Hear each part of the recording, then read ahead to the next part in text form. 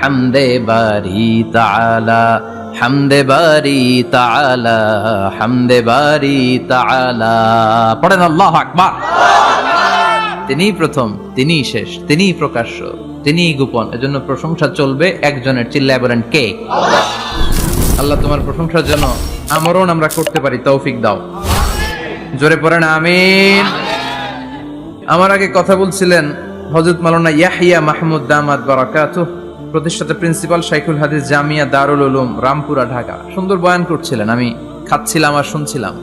প্রামাণ্য বর্ণনা করছিলেন কিভাবে কিয়ামত হবে, কিভাবে আমরা উঠব হুফাতান উরাতান মুশাতান গুরলা, উলঙ্গ নেকেড। সেদিন আমাদের গায়ে জামা থাকবে?